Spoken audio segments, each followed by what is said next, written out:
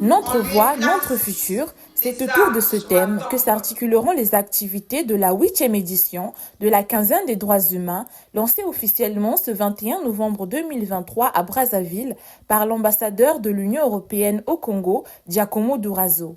C'est une grande satisfaction de pouvoir m'exprimer devant vous ce soir à l'occasion du lancement officiel de la 8e édition de la quinzaine des droits humains en République du Congo.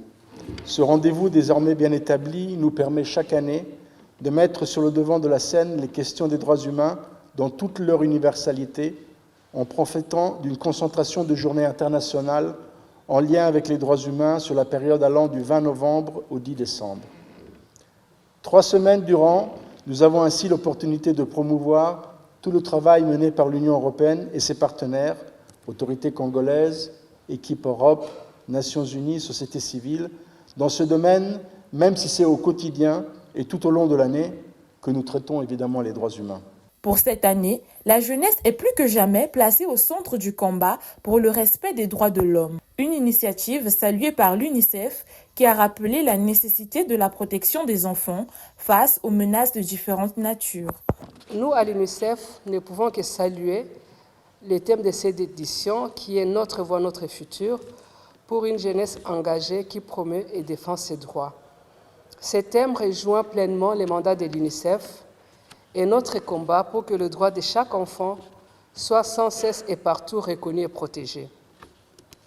Ces droits sont contenus dans la Convention relative aux droits de l'enfant.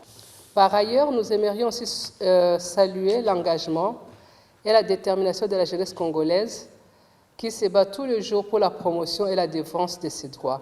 Et parmi ces droits, on aimerait revenir cette année, parce que ça a été un sous-thème de la célébration des droits des enfants cette année.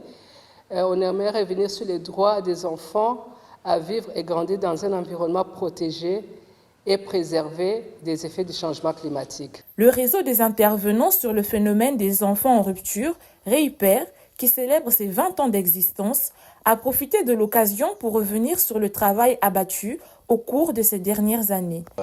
On avait une idée commune, on organise un colloque dont la problématique c'était la question des enjeux de la formation du travailleur social.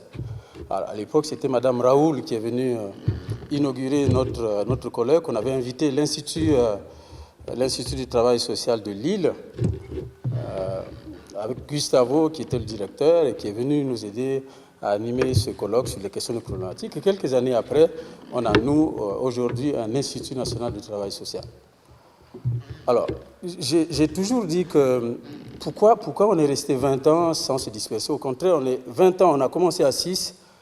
Et en 2014, on a fait une autre assemblée générale, puisqu'on la tient chaque année, pour accepter ou pour décider que des collègues de Pointe-Noire qui avaient demandé à intégrer le réseau puissent venir. On a décidé donc en assemblée générale 2014, on est passé donc de 6 à 20. Prestations culturelles, projections de documentaires et moments d'échange entre jeunes vont ponctuer cette période de mobilisation sur la question des droits de l'homme.